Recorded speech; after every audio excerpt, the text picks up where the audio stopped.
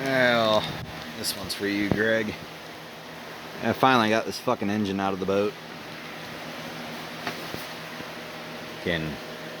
Wasn't really too different than pulling a fucking engine from a car. Just remove the bell housing bolts, the starter, undo all your wiring and fuel line, remove the motor mount bolts. I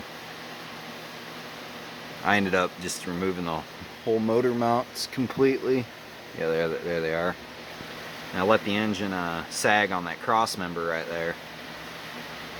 And them two bell housing bolts right there are hitting that exhaust. It goes to the bellow.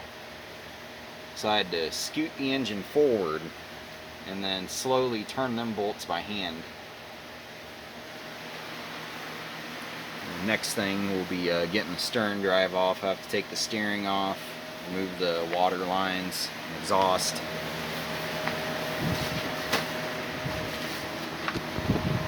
Remove the nuts off these bolts that are on the inside of the boat.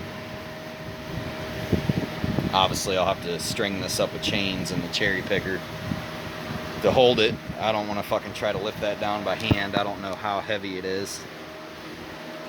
I got the engine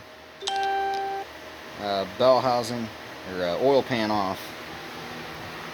Looking at the fucking engine, it looks pretty clean in here. I mean, there is a little bit of flash rust on some stuff, but this thing is full of water. Whole engine's gonna come completely apart. Everything will get cleaned up in the tank, solvent tank. Cylinders need to be honed at the very least, honed, and new piston rings, but I don't even know what condition the pistons are in. But I mean, this here engine does not have a lot of runtime on it. This thing is clean. Like, most of the time you see a lot of sludge up on the oil screen. Not on this one. This bitch is clean. I'm hoping that the rod and main bearings are fine and the pistons will be alright. I mean, shit, just for gasket set and seals, about $200, and I gotta order them from Sweden. And I still gotta get mechanical fuel pump for it, carb kits.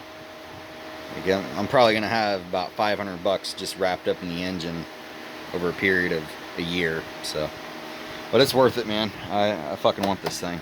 So, yeah, these engines are very fucking rare, so that's why parts are so fucking expensive.